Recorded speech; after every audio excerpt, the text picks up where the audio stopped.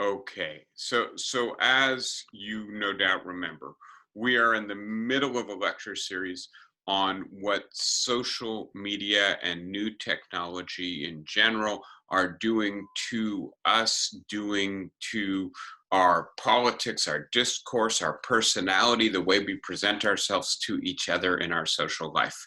And I am going to resume that, I hope, next week.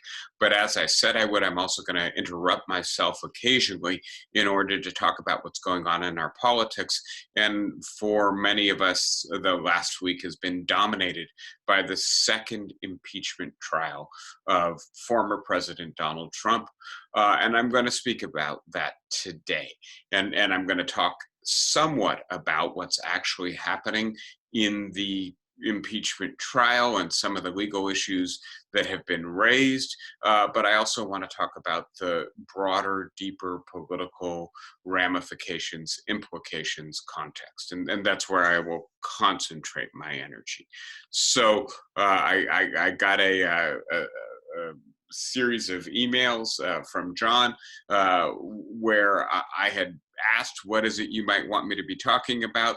And the dominant thread seemed to be not Trump.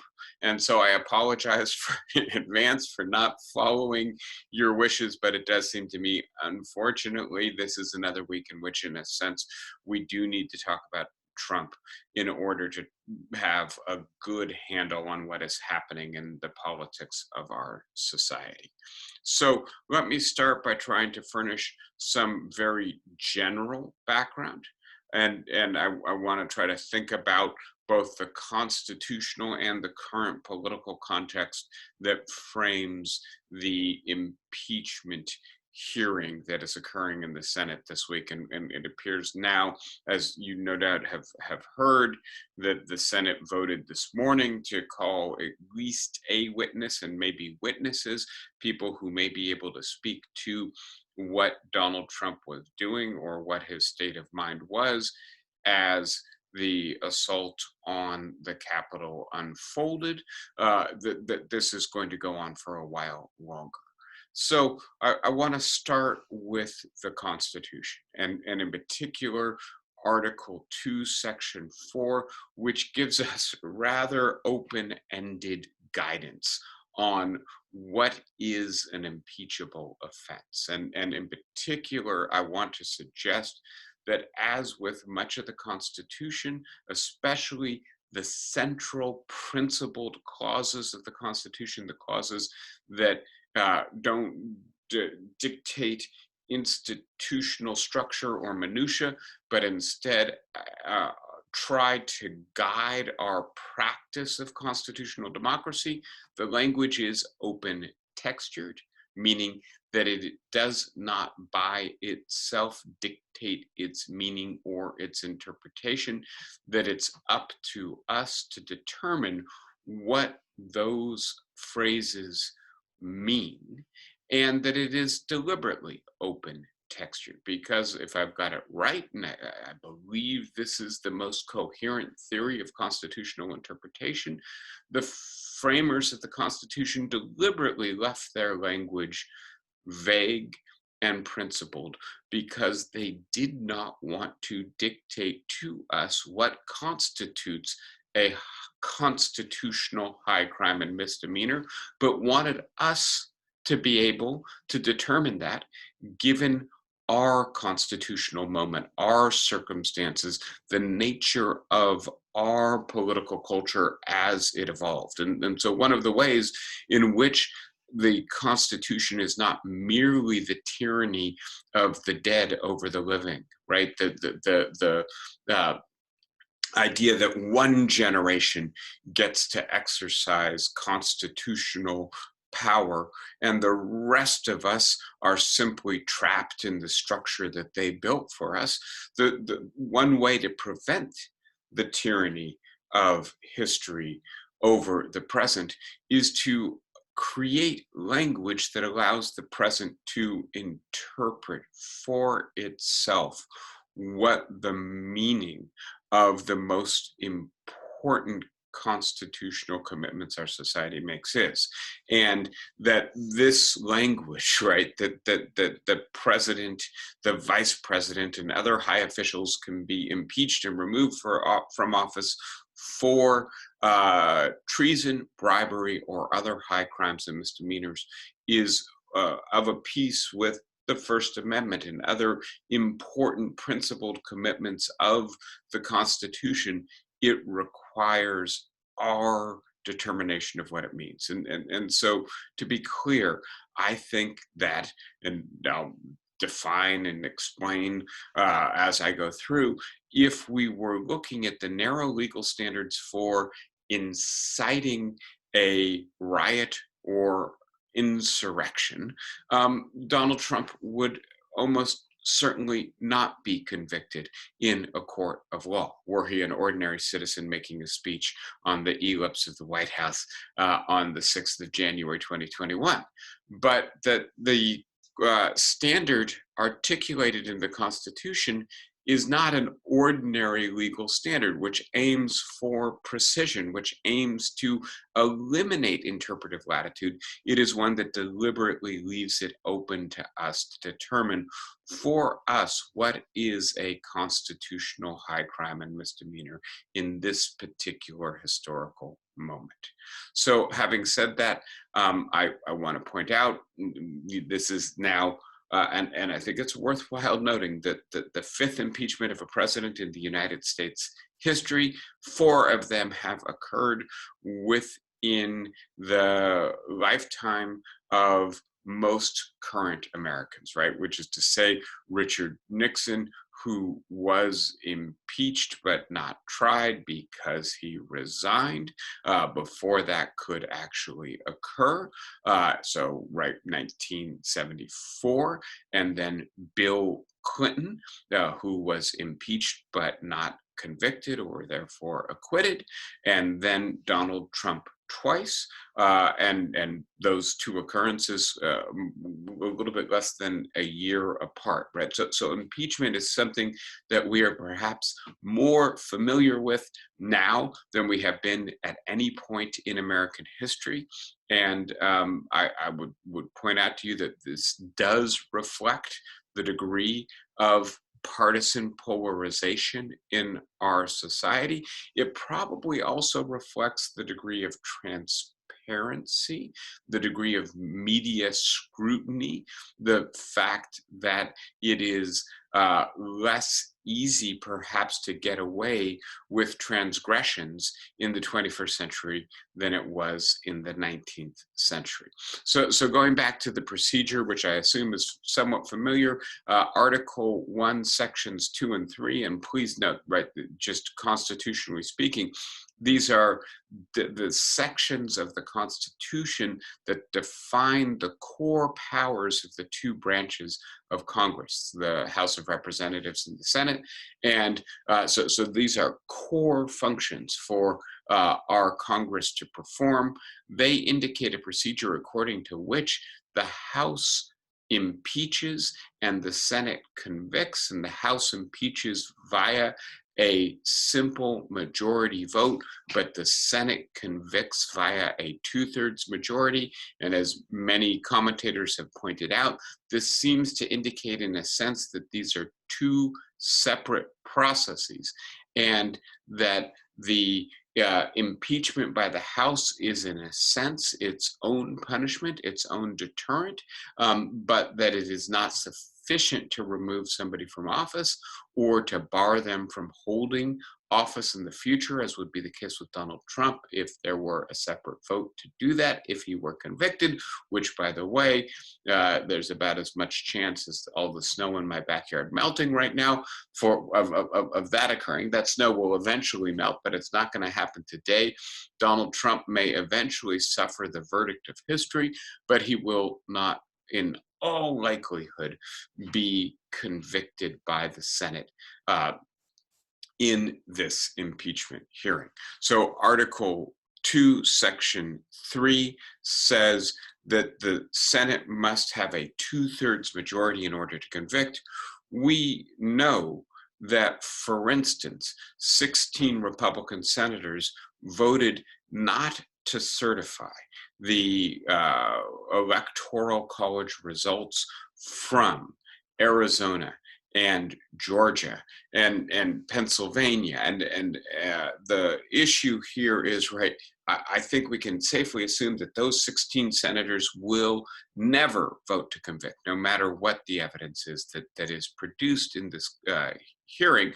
The Senate is split down the middle, 50-50 Democratic Republican. That means, assuming all 50 Democrats vote to convict, as it does appear that they will, that we're really talking about 34, right, Republican senators who don't seem to be, in a sense, pre-committed to acquitting Donald Trump. And so 50% of the Senate Republicans whose votes might be up for grabs would have to vote to convict. I think when you do that math, you see very quickly that it is very unlikely. You may have seen that Mitch McConnell released an email this morning that says he is not going to vote to convict on grounds of jurisdiction, that because Trump is a former president, he cannot be convicted in an impeachment proceeding. I'll talk more about why I think that is a convenient dodge for the Senate Republicans when we get a little bit further into the lecture. So, right, the combination of Article 2, Section 4 and Article 1, Sections 2 and 3 make this contrast quite clear. Article 2, Section 4 uses very open-ended, open-textured, normative language that, in a sense, demands that we make up our minds what, in the context of 21st century America, is a constitutional high crime and misdemeanor. Article 1, Sections 2 and 3 use very precise procedural language. The simple vote of the House, 2/3 of vote of the Senate, the combination of the two necessary to impeach and convict the president. Now, let's transition out of the constitutional and into the political context in which this impeachment hearing transpires. And I want to start by noting that it occurs at an obvious moment of intersecting crises. And so, to not belabor the obvious, we are in the grips of a pandemic, the likes of which we see at most once a century. This may turn out to be the event that is the highest fatality event in American history, right? And we need, obviously, to be focused on the public health emergency that we face as a result.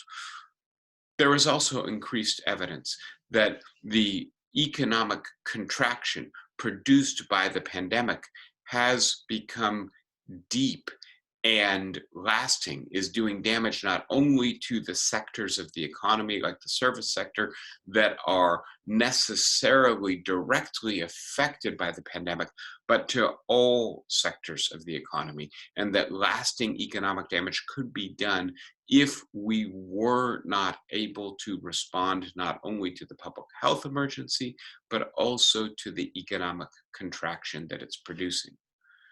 There is increasing evidence that global climate change is occurring much more rapidly than had been anticipated by many scientific models, and that the impacts are already being felt, that people are already dying and being displaced, losing their homes to fires and floods and other natural disasters that are intensified and accelerated by climate change, which is produced by us. A third crisis that demands our immediate focus, attention, and action. And then, in addition to all of that, there is the fact that over the last 9 months, we have been again focused on the obvious evidence of racial injustice in our society. The asymmetry in the policing and criminal justice system is the obvious evidence of it. It is increasingly documented on ubiquitous cameras because of our phones, and our attention is again focused on yet another crisis. So there are at least 4 crises that are intersecting, overlapping, coinciding at the moment, and that demand intense focus and action of the president and the Congress of the United States, is an impeachment trial at this moment a distraction from all of that?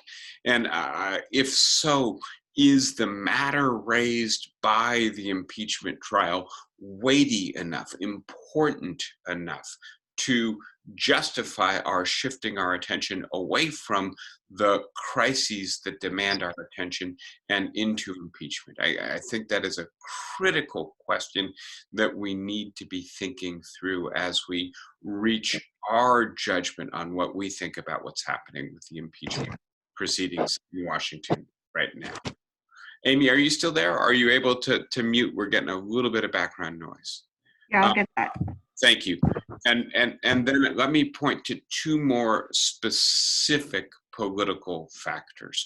One of them has to do with this era of hyper-partisanship we're in. And I've already referred to the fact that it seems quite likely that the Democrats will vote to convict. The Senate Democrats, the 50 of them, seem to be moving as a bloc, and that the vast majority of the Senate Republicans will vote to acquit, and that the result will be that Donald Trump will be acquitted.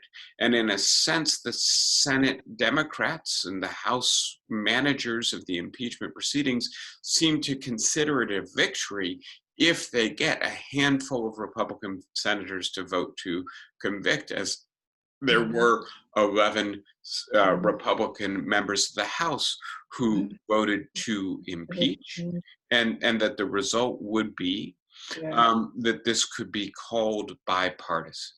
But I think we need to be clear about the fact that the Republican Party is really being pulled in two different directions at once. It seems clear that many of the Republican senators do not want to continue to have their party completely tethered to Donald Trump in light of the behavior that became so inescapably destructive on January 6th, when the president mobilized a mob to descend on Congress to disrupt the counting of, or I should say the registering of, the Electoral College vote. And when then for hours he seems not to have done anything to intervene to disperse that mob, to protect his own vice president, to protect the core institutions of American democracy, the Electoral College and the Congress, right? And so that's not an association that these Senate Republicans want to have. And yet their party remains deeply the party of Donald Trump, in the sense that Donald Trump is deeply popular with the core Republican electorate. And should Donald Trump turn against the Republican Party as an institution, and I think we have to hold open that possibility that he might flirt with a third party, or might try to undermine the current Republican establishment in primaries in 2022 and 2024, that this would be a further blow to the already complicated electoral math that the Republican Party faces in the coming elections. And so it is unlikely that the Republicans are going to vote to impeach. And I think the best way to view that vote is in the context of partisanship. And as Tim Wu pointed out in an interesting op-ed in the New York Times maybe a month ago, the architecture of the Constitution, what's sometimes referred to as the Madisonian architecture of the Constitution, relies on the distinct institutional incentive of the different branches of government to check and balance each other.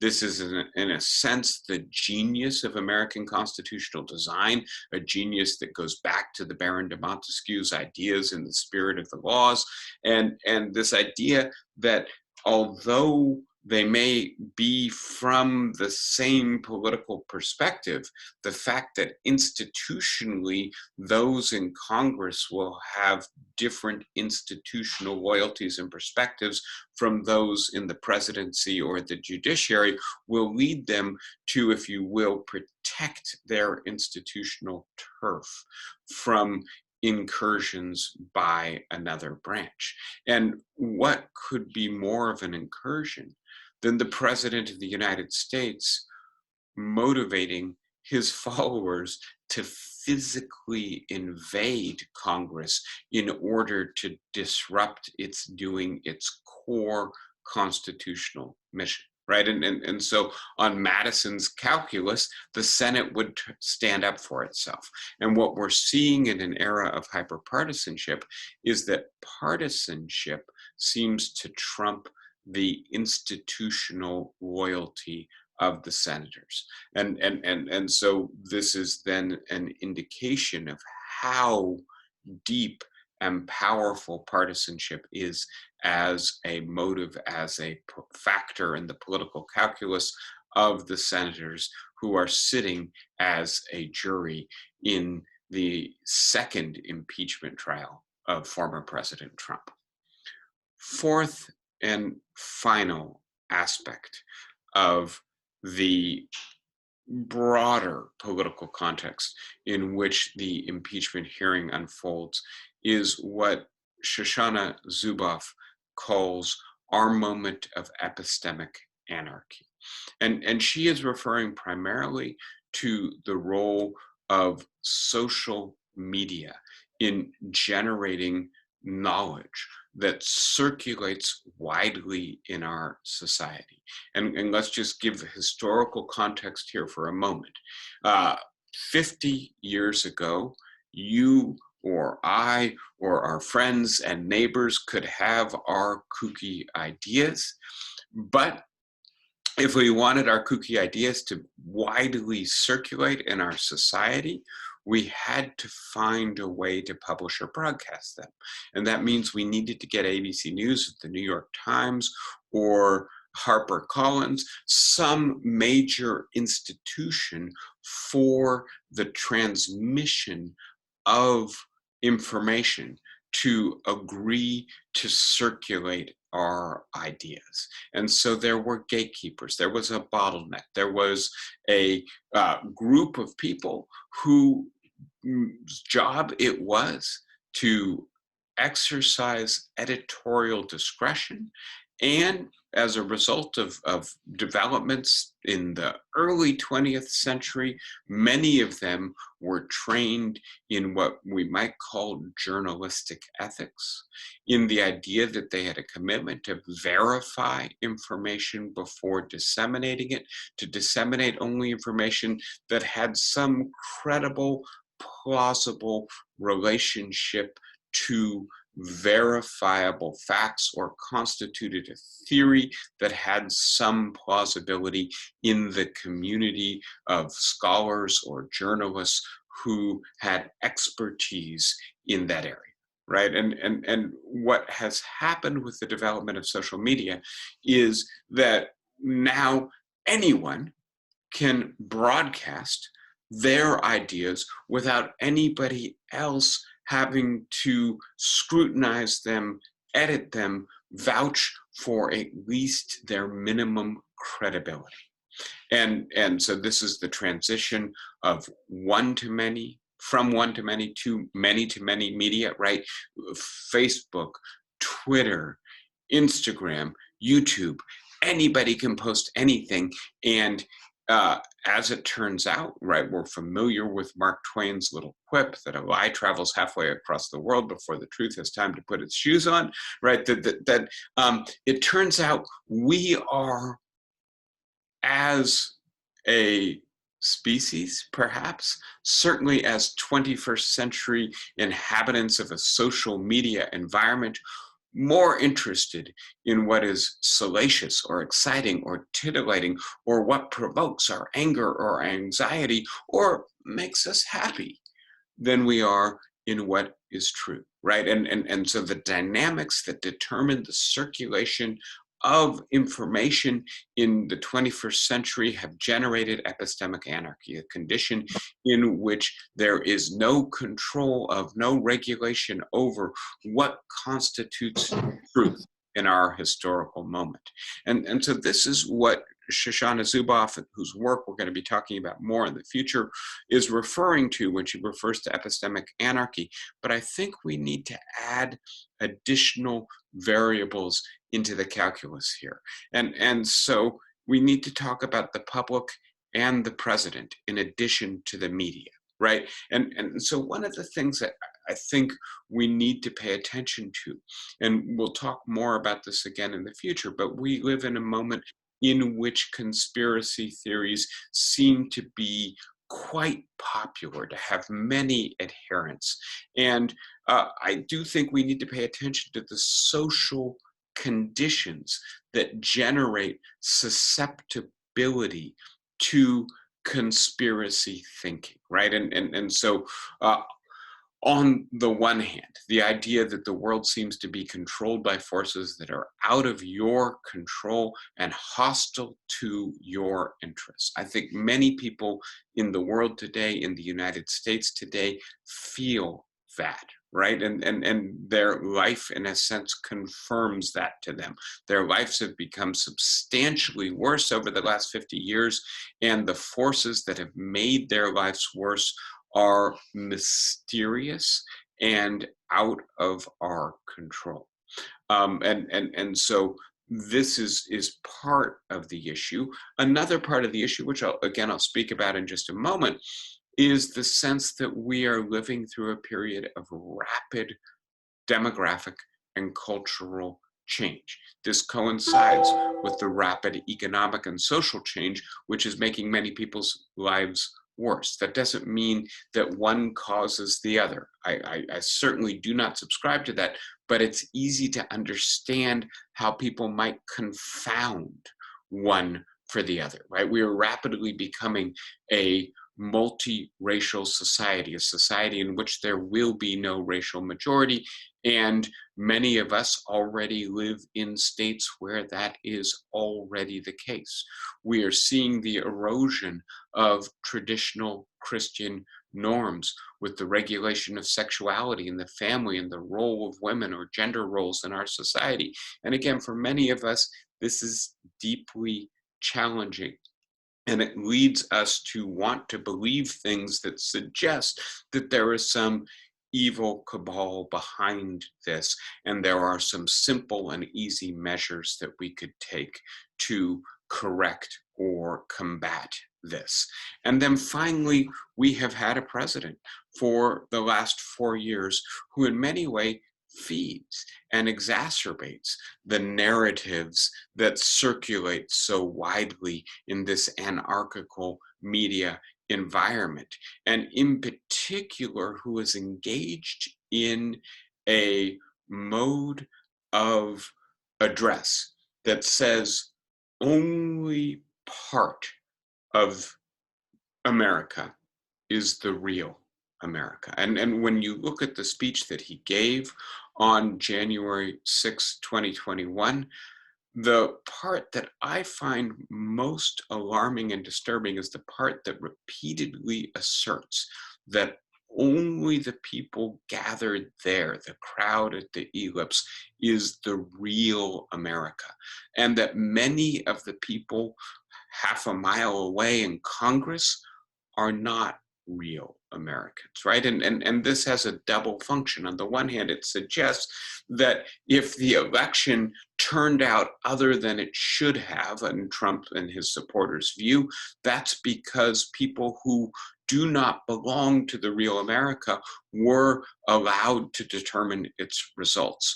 And although the legal case that was made was for narrow fraud in this election, the broader political cultural case that Trump was making was really trying to say those people should not have been allowed to influence the outcome of this election.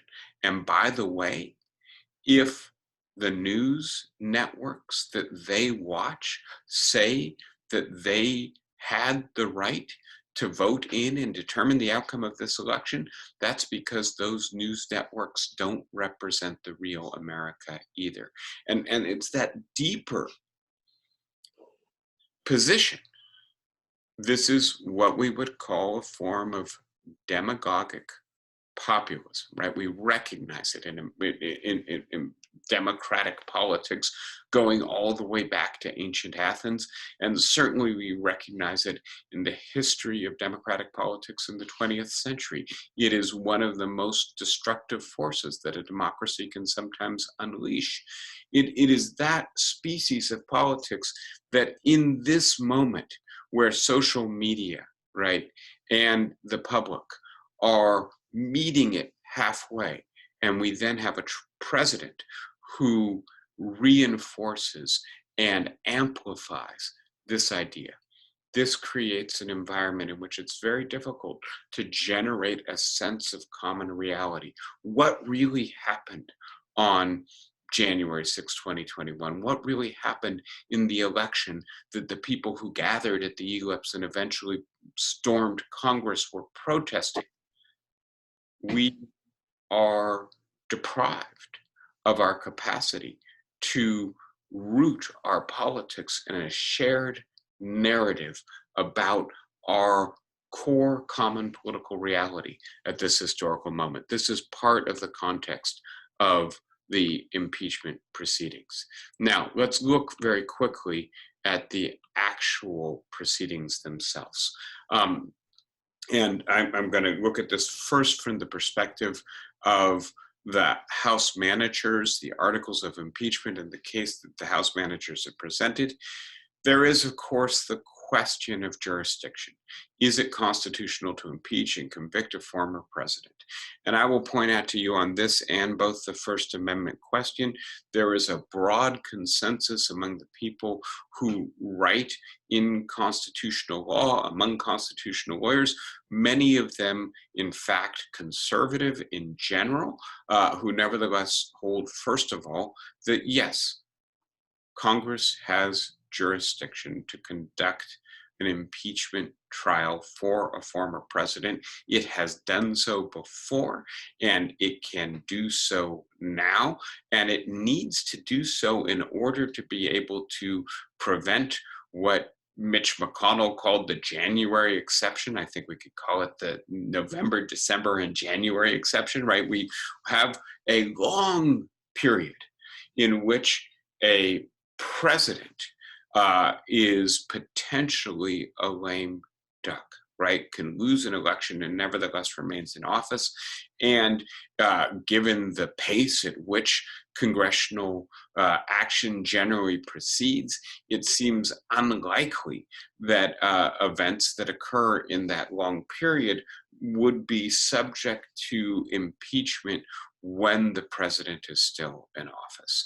And so if we don't want to create a period of immunity from political scrutiny and hence a period of impunity for the president, we need to be able to hold them to account. And to be clear, the standard here is if the misconduct in question occurs while the person is still in office and involves an abuse of the authority of their office, then this mechanism of punishment is the correct mechanism of punishment. And to be clear, part of what I have already suggested in looking at Article 2, Section 4 and the language of high crimes and misdemeanors is that this is not ordinary legal language. And so what Mitch McConnell said in his letter, which is that we have the mechanism of ordinary legal prosecution to take into account the misdeeds of a president in their last few months in office, I don't think is credible if you believe, as I think is clearly the case, that Article 2, Section 4 is not merely calling for the president to be punished by Congress if they violate the ordinary law of the United States, but also if they violate their oath of office, their constitutional responsibility, if they misuse the powers vested in their office by the people of the United States. And so I hope this is clear. We need to be able to impeach and convict a former official if the conduct in question occurred while they were in office. Now, let's turn to the second issue, and this is the narrow case for incitement of insurrection. And when I say narrow, it focuses fairly exclusively on what the president did on January 6, 2021, in particular, what he said in his speech at the White House ellipse, whether that motivated his followers to invade Congress, and then also what he did in the hours after he spoke while Congress was under siege. Did he, in fact, either implicitly encourage or at least not take appropriate action to discourage and ultimately disband his followers as they went on a violent rampage that eventually resulted in the deaths of multiple people and aimed to disrupt the registering of the Electoral College and hence the peaceful transition in power? Was Donald Trump, in fact, engaged in a desperate and frankly stupid effort to try to retain power in any way he could, and that this was his last desperate gasp effort at doing that? That would be the narrow issue focused on January 6, 2021. And I want to be as clear as possible in saying I'm not sure, right? And so I want to just say a little bit more about this, right? Which is to say that does not mean I am persuaded by the president's defense team. And in particular, I think that there's a move that they made yesterday, and I guess it was entirely yesterday, to try to suggest that what the president said on January 6, 2021 was completely unproblematic. And they played a montage of Democrats saying, we're going to fight, we are going to fight like hell, et cetera, and so on, right? And to suggest that what President Trump did was ordinary, run-of-the-mill political metaphor. He did not literally mean for his followers to go engage in physical combat to wrest control away from Congress in order to prevent the Electoral College from having its votes registered. And I am just going to point out what is, I'm sure, painfully obvious to any of you, which is that we don't determine the meaning of an utterance without paying attention to the context in which it occurs.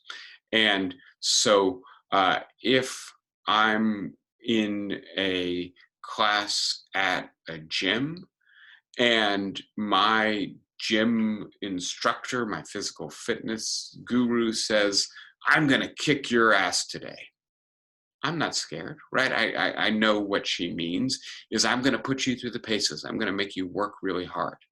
If I'm coming out of a bar at closing time and some patron in the bar who doesn't look like the way I look snarls at me as we walk out the door, I'm going to kick your ass, that has a very different meaning, right? The words are identical. The context points to very different meanings, right? And so it's not enough to say that what the president said was ordinary political rhetoric. And one of the things that has been characteristic of the Trump presidency is the use of ambiguous language and the use of often false equivalences. And that has, been on display in the Trump legal defense. And I'll just say a little bit more about this for a moment, because I do recognize that time is short. I don't believe that this is a serious legal defense. For those of you who know your First Amendment law, you know that the clear and present danger standard, that the Brandenburg standard, has been mainly superseded by subsequent Supreme Court decisions. The fact that the president's lawyers are continuing to use an old standard is indicative of the fact that they're not really arguing in front of a court of law. They're not even really trying to make a legally persuasive argument in the Senate. They take for granted that there is no way that Republican senators are going to break ranks to such a degree that President Trump will be convicted, that there's no way the Democrats can convince 17 of them, and therefore this is political theater for them. And we need to be absolutely clear about this, that what Donald Trump wanted from his legal team and what he is now getting after a whole bunch of people resigned, perhaps because they were unwilling to do it, is not a serious constitutional defense of his conduct, but a continuation of his campaign of grievance. And so that is part of the way in which the hyper-partisanship of our political moment affects the way in which we evaluate what occurs on January 6th and what is likely to occur in this impeachment proceeding.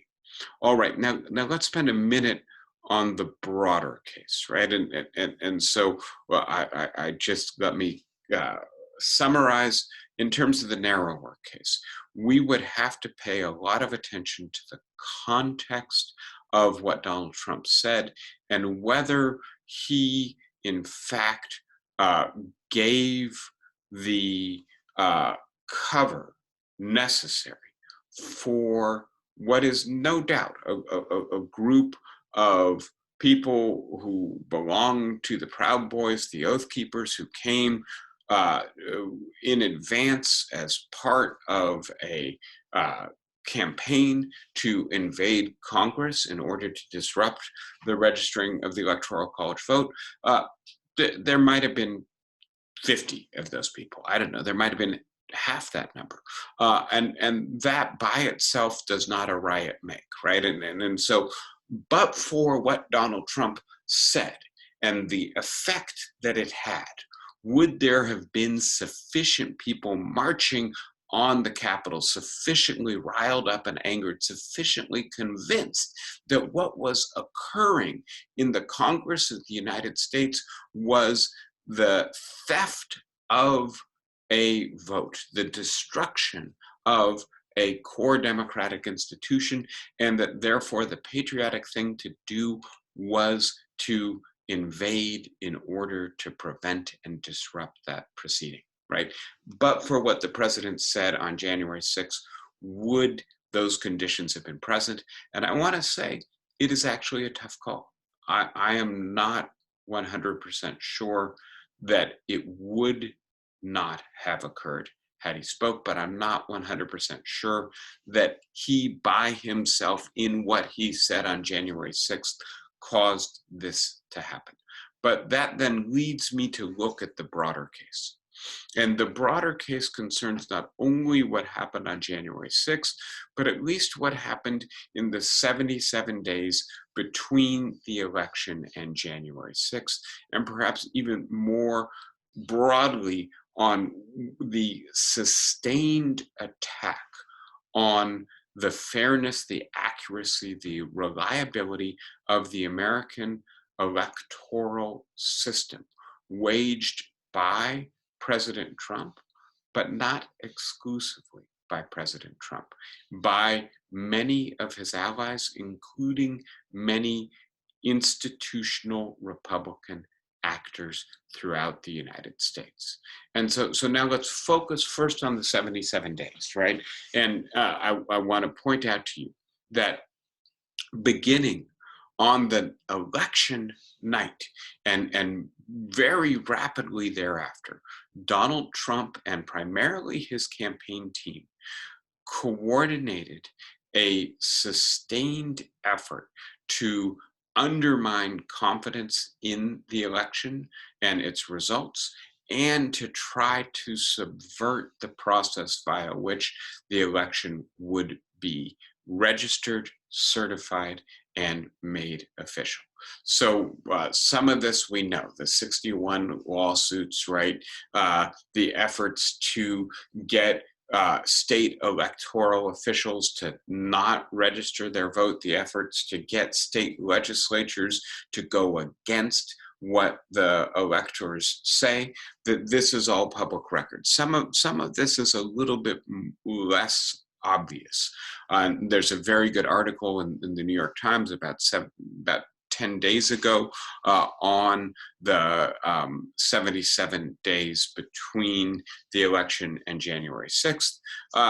Almost immediately after the election, the Trump campaign organized a bus tour called Women for America First, and they attracted funders. And I want to be clear, many traditional Republican funders, including people who had supported Trump's campaign in 2016 and 2020, refused to support this effort because they saw it for what it was, an effort to subvert the outcome of an election. But other people, Mike Lindell, who of MyPillow fame, Patrick Byrne, who was the former CEO of the America Shopping Network, right? They did in fact fund this. And the result was that you had big red buses going around many red states to many cities and towns, holding campaigns to protest the stealing of the vote. Stop the Steal was not a spontaneous grassroots effort. It was an effort deliberately coordinated by the Trump campaign. And that at the same time that these grassroots efforts were occurring, they were amplified and disseminated via news networks, social media networks, but also television networks.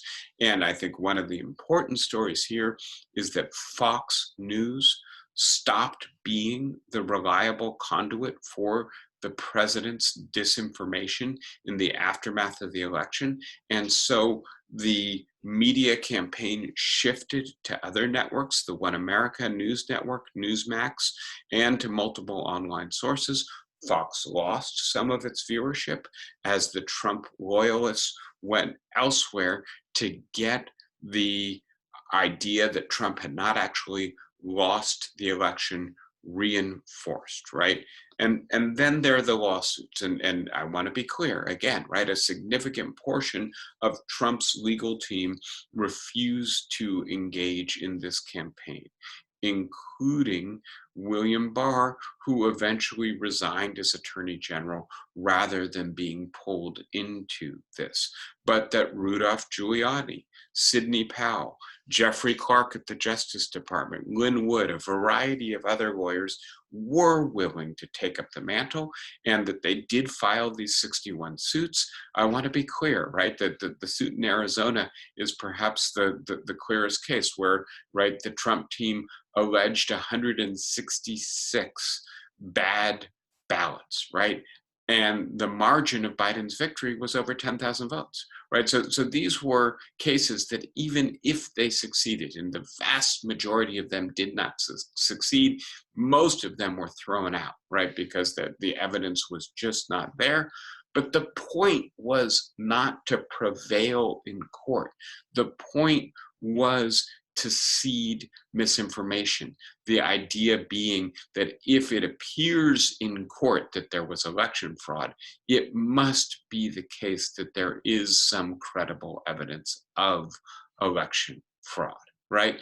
And here is what I think is the worst aspect of this, which is that the vast majority of Republican attorneys general also joined the Texas suit, trying to keep Georgia and Pennsylvania from having their electoral college results certified, right? And so this is now no longer what you can call an odd cast of crank lawyers.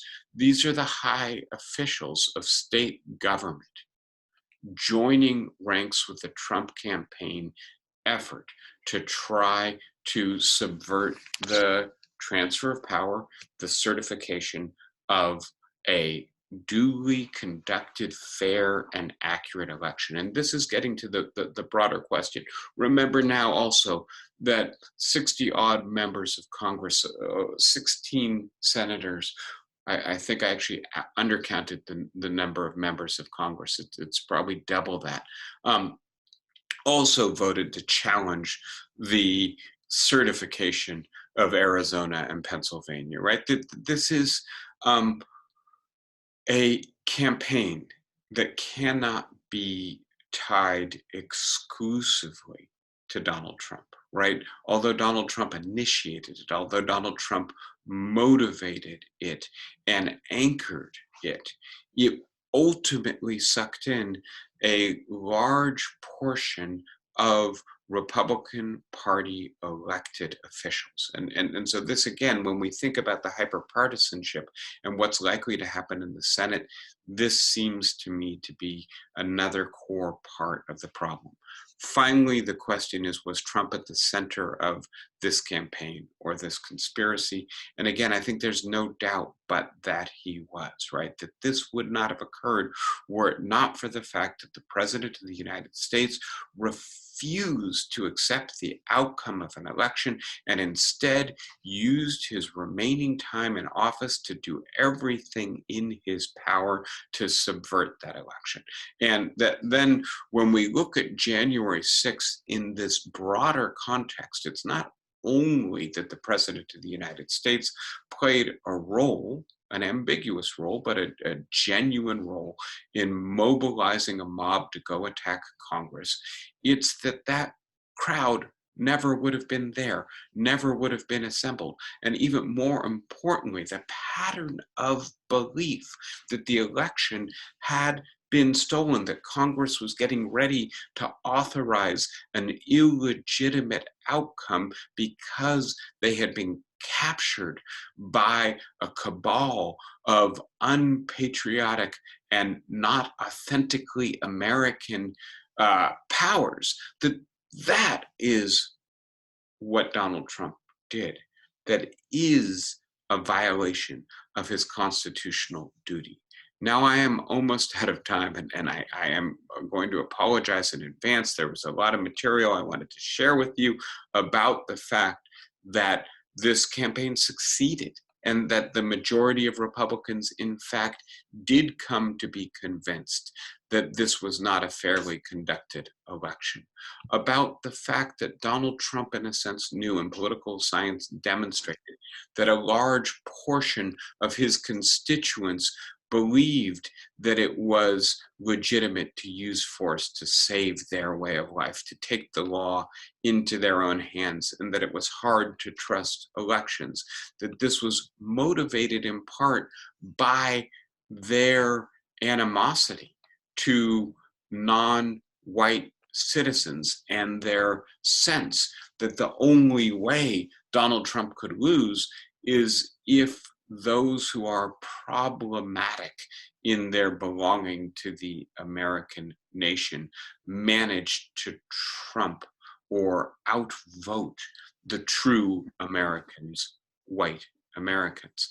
And that this reflects an idea that these voters have not accepted the transition that our country is undergoing into being a fully equal, multiracial democracy. We can no longer disenfranchise people because of their race. And as the demographics change, the power will change as well.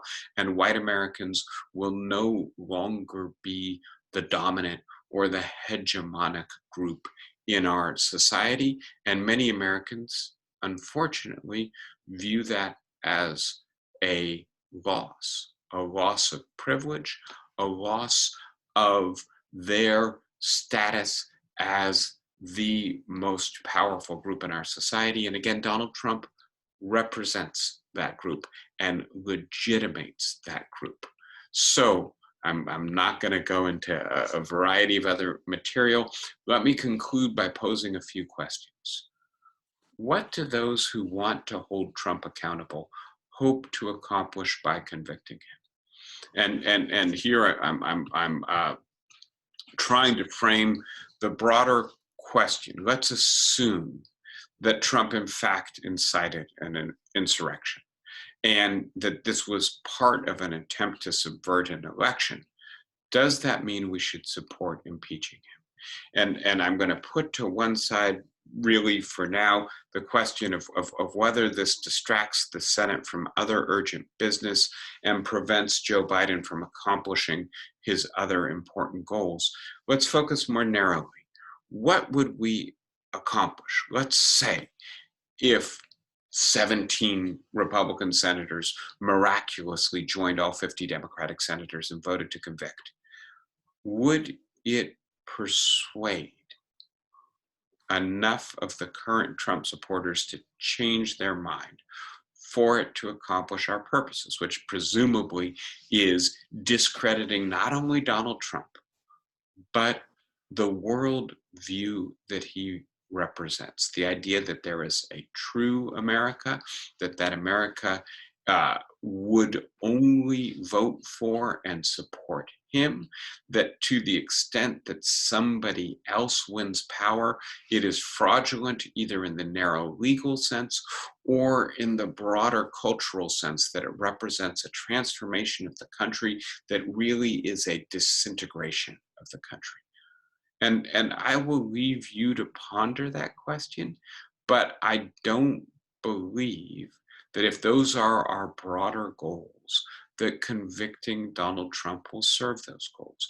That if this is a group that is in a sense insulated against counter argument, then they will not take this conviction any more seriously than they take the accumulated evidence that Donald Trump did not do things that were good for the country during the pandemic with regards to race relations, with regards to immigration.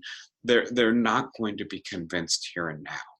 And so then we weigh the fact that it's not going to accomplish our broader goals against the narrower idea that we nevertheless have a duty to establish a precedent that the President of the United States cannot use his office to disseminate lies about elections in the United States and to ultimately foment violence to disrupt the registering of the results of such an election. And again, I'm not going to try to convince you one way or another, but it does seem to me these are important countervailing values. And then the final idea I want to leave you with today is that if we're really going to overcome not just Trump, but Trumpism, the idea that a significant fraction of the people and the voters of the United States are so threatened by the direction that the country is moving in, that they will support a politician like Donald Trump, and that they will do violence on his behalf in order to prevent him losing power. If we want to change the hearts and minds of our fellow citizens so that they no longer are convinced that the country is on a disastrous path, that the gains of racial minorities and women and people who don't have heteronormative sexuality don't occur at a deep cost to them, but are compatible with them doing well as well. It's not convicting Donald Trump that's going to do that. It is prospective, not retrospective. It is policy. It is not judgment. It is creating a more inclusive, more equal, more decent, more just United States that is going to eventually convince enough Americans who currently support Donald Trump that supporting someone like him is not necessary to protect their interests or to secure their inclusion and their standing in our country. And in a sense, that's a much more difficult project than convicting Donald Trump in a impeachment proceeding. And frankly, I do worry that conducting impeachment distracts from that bigger, more difficult project. I will stop there. And of course, I want to hear your questions and comments. I can't imagine that I haven't provoked at least some of you today. Who wants to start us out? David. Bob, please go ahead. Okay, and I'll come down and meet you. Okay, so you've presented a reasonably, at least, thought-provoking argument about not convicting him. The flip side, though, is what happens if he's acquitted? How is that going to help our larger goal or hinder our larger goal? And I'm going to rephrase your question. What happens when he's acquitted? Right? You know, I don't think that, I mean, you know, there was a curveball this morning that we're getting witnesses now. You know, you saw the vote. It was 55 to 45. I can't imagine that the 45 who voted against having witnesses will be persuaded by the witnesses. They know what the witnesses are going to say. It's been reported in the press already that Trump, when he was speaking with Mike McCarthy, actually defended the crowd as being the only people who care about elections, right? And so having that as part of the public record after a deposition or testimony is not really going to do much to change those 45, right? And so, yes, what happens after Trump is acquitted, frankly, is not that different from what happens after Trump is convicted, which is to say those who are his followers, his true believers, and please note that that group is contracting. And in part, that group is contracting because of what happened on January 6th. And frankly, it was contracting already. I don't imagine many people who weren't already persuaded by the coverage in the mainstream media of what happened on January 6th are going to be persuaded by this impeachment proceeding, right? So what happens is that Trump's true followers continue to follow Trump. And if Trump is barred from office, they look for the next Trump. And frankly, I think in a sense, as I've said to you before, we might need to be more frightened by the next Trump than by Trump himself. He is a uniquely charismatic man. He has a very sharp sense of media presence, of marketing, of branding. And so he's not an ordinary politician. But having said that, for precisely that reason, he also wasn't very effective at doing much of what he tried to do. I meant it when I said this was a stupid coup attempt, right? This was never going to succeed. And so I don't think Trumpism goes away just because Trump is convicted and barred from office, if that were the outcome. And then that pushes me back to the idea that what we need is a more just, more equal, more inclusive society. We need to do a better job of making it clear to the Americans who support Trump that they don't need to support a demagogic populist, a racist, an incompetent nincompoop, use your language, right? To get themselves a better future. And unfortunately, what's happened over the last 50 years in the United States does not convince them of that. And so the onus is not on an impeachment proceeding. The onus is on the president and Congress to legislate and implement policy that makes this a better society going forward.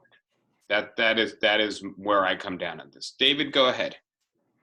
It seems to me I'm not interested whether he's impeached or whatever, but I think the larger principle that if you break a law, there are penalties, and that no man is above the law is a very legitimate goal of what's going on. I'm not convinced we're going to convince his followers in the next 5 years of anything. But I think we do have to state or set those basic principles. No one's above the law. So for that reason, I say, go for it.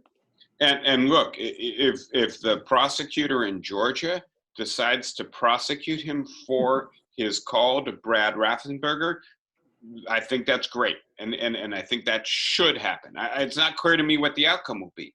But I also want to be clear, if he were an ordinary citizen saying what he said on January 6th, he's not breaking any law, right? And it's why we have impeachment, is because we need to hold the president to a higher standard, right? Yeah. Anne, go ahead. Yeah, I think you said at the beginning and that McConnell has stated that he's not going to vote because it's not a legal process. But the Senate voted, passed it. It is, they themselves said this is now the law. So this kind of nonsense that some of these hard, the ones who are going to vote to acquit regardless are using such a specious argument. Yeah, thank you, Anne. And I'll very quickly follow up on this, right? So this is the issue of jurisdiction, right? Does the Senate have jurisdiction over impeachment once the president is a former president, no longer in office? And you're absolutely right. There was a 55 to 45 vote to decide that the Senate does have jurisdiction. And I'll just be clear, in a court of law, right, once the jurisdictional or another procedural matter is decided, it's over. And if you're a lawyer, you're incompetent and stupid if you continue to argue the procedural issue once the judge has already made the determination. But we're not in the world of ordinary law, right? The judge and the jury are the same party in impeachment proceedings, right? And by the way, Chief Justice Roberts decided to sit this one out. The Constitution says that in the trial of the president for impeachment, the Supreme Court Justice, the Chief Justice, presides. But this is not the president anymore. And so John Roberts said, I don't want any part of this, right? And all of this to say that in a sense, there is no law here, right? There is no procedure here other than what the Senate determines it is. And so it's very different. It is a political and constitutional proceeding, not a legal proceeding. Wilma, go ahead. But you're going to go. Yes. What you're saying, I agree. Change what's going on in this country to help bring about the changes that will affect these people. But when you have an obstructionist government, because of bipartisan, what is the likelihood that Biden's program is going to be enacted? Well, I think you're absolutely right that when Republicans have been in the position to obstruct Democratic presidents' initiatives over the last 30 years, even when there's a strong argument to be made that their constituents would benefit from those initiatives, the Republicans have mainly chosen the path of obstruction, in part because their partisan calculus is that this is the best way to prevent the Democrats from gaining and holding power, right? And so I don't think, frankly, the Republican Party is going to change its tune now.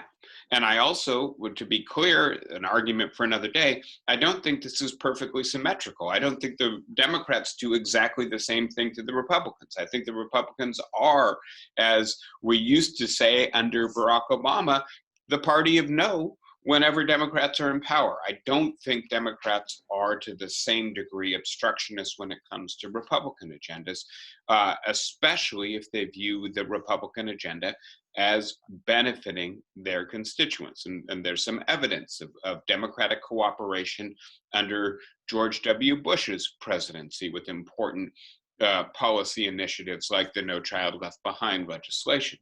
Now, having said all of that, the question then is, can Biden do some of what he needs to do without Republican cooperation and despite Republican obstruction? And I do think we will see very shortly whether that in fact is actually possible, and whether, as I've painted the picture, the multiple intersecting crises that our society faces right now, combined with the long-term experience of Republican obstructionism, combined with the sense that what we just survived was a genuine threat to American democracy, perhaps generate the sense of urgency necessary on the part of the Democrats to overcome obstructionism. And whether or not some few Republicans, in the Senate especially, break ranks with their party and begin to work with the Democrats on some of these issues in the name of governance. And I'll just conclude with this thought today, right? I emphasize the epistemic as well as the partisan aspects, that we don't have a shared reality anymore, and we don't have parties that can work together. And part of the problem here, it seems to me, is that the Republican Party is deeply complicit with the big lie that Donald Trump told, without which the riot, invasion, crime, destruction, and violence of January 6, 2021 would not have occurred. You have the state's attorneys general giving cover to Donald Trump. You have a significant number of elected members of Congress giving cover to Donald Trump. And so one of the questions here is whether some members of the Republican Party say to themselves, enough is enough. We can't continue down this path. We have been obstructionists, and we too see where it gets us. And we need to chart another course, both for the future of the country and for the future of our party. And I'm not saying there's more than a handful of those people, but frankly, a handful of senators who are willing to break ranks with their party when they think the policy is good and when they've got some chance to influence it would be enough to form a governing coalition in 2021. All right, everybody. I do have another lecture I got to give in 12 minutes. I'm going to stretch my legs. I know that there was a lot to talk about today. If you want to start next week with leftover questions, that's great. Take care, be safe, be well, and I will see everybody next week. Thank you. Bye, guys. Thank you, David. Bye. Thank you. Thank you. Bye-bye.